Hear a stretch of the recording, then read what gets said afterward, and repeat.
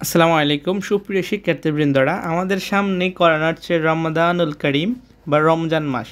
So এই রমজান মাসে school college ঠিক কতদিন বন্ধ দিবে এবং তোমরা কি রমজান মাসের পুরোটা বন্ধ পাবে নাকি কিছুদিন বাদ যাবে, সমস্ত কিছু আজকের এই ভিডিওতে আলোচনা করা হবে।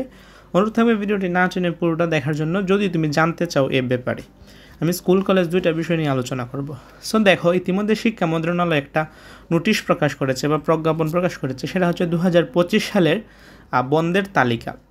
সেই তালিকাটা ওনারা বলছে যে সরকারি বা বেসরকারি অর্থাৎ দুই প্রতিষ্ঠানেরই মাধ্যমিক ও নিম্ন মাধ্যমিক বিদ্যালয়সমূহের 2025 সালের বা বঙ্গাব্দ শিক্ষাবর্ষের ছুটির তালিকা ও শিক্ষাপঞ্জীর নিম্নোক্তভাবে মন্ত্রণালয়ের অনুমোদন জ্ঞাপন করা হলো। অর্থাৎ এখানে নিম্ন মাধ্যমিক এবং মাধ্যমিক অর্থাৎ তুমি ক্লাস 1 থেকে একদম ক্লাস 10 পর্যন্ত, এই নোটিশটা কাদের জন্য আবারও বলছি, ক্লাস 1 থেকে ক্লাস 10-এর জন্য, অর্থাৎ স্কুল যারা পড়ছো তাদের জন্য। কলেজ নিয়েও কথা বলবো। সো স্কুলের বন্ধটা ঠিক কতদিন এটা আমরা একটু দেখতেছি, দাঁড়াও। এইখানে আমরা কিন্তু পেয়ে যাব 7 নাম্বার। যদি আমরা ক্রমিক নাম্বারটা দেখি, এখানে পবিত্র রমজান, শুভ দোলযাত্রা, স্বাধীনতা ও জাতীয় দিবস, জুমাদুল বিদা, শবে কদর, ঈদুল ফিতর, এই টোটাল বন্ধ আমরা একসাথে পাবো। কবে থেকে শুরু? 2 মার্চ 2025 রবিবার থেকে 8 এপ্রিল 2025 মঙ্গলবার পর্যন্ত। এখানে আমরা টোটাল 28 দিন বন্ধ পাচ্ছি। 28 দিন হচ্ছে জাস্ট তোমার মানে শুক্রবার এবং শনিবার বাদে এই 28 দিন আমরা কিন্তু ছুটি পাচ্ছি, প্রায় 1 মাস। এই দিকে এইভাবে হিসাব করলে, শুক্র শনি হিসাব করলে প্রায় 1 মাস 6 দিন, 1 মাস প্লাস 6 দিন। এটা ওরা বলছে যে শিক্ষা মন্ত্রণালয় বলছে যে সরকারি এবং বেসরকারি দুইটাই। সরকারিতে দিবে এটা তুমি 100% শিওর থাকো, কিন্তু অনেক বেসরকারি প্রতিষ্ঠানে এই বিষয়টা করে না। তারা এই ছুটিটা না মেনে তারা নিজেদের মতো করে ছুটি দেয়।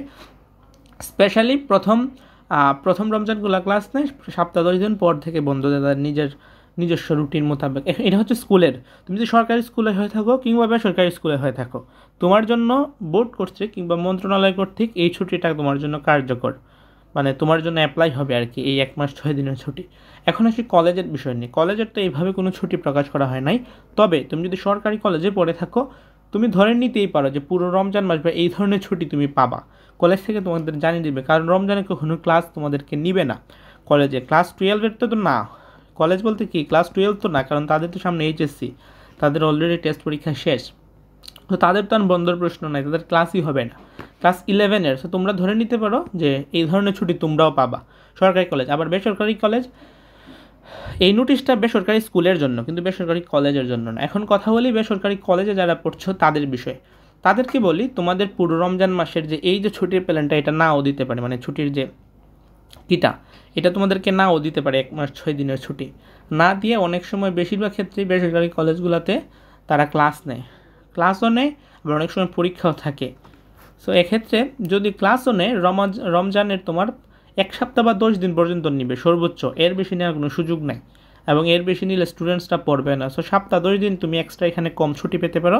তাছাড়া এই ধরনের ছুটি তুমি পাবা, এবং রমজানের পুরো মাসে ছুটি পাওয়ার সম্ভাবনা সবচেয়ে বেশি বলতে কি 100%ই যারা গভর্নমেন্ট কলেজ কিংবা গভর্নমেন্ট স্কুলে পড়ছো। কিন্তু বেসরকারি ক্ষেত্রে এটা যারা মানে, যদিও স্কুলের ক্ষেত্রেও এটা প্রযোজ্য হবে, কিন্তু সব স্কুলগুলো এগুলো মানবে না। তোমরা নিজেরা দেখো, সব স্কুল এটা মানে না। তারা রমজানেও ক্লাস নেয় সপ্তাহ 10 দিন, মানে সপ্তাহ 10 দিন 15 রমজান পর্যন্ত ক্লাস নেয় তারা।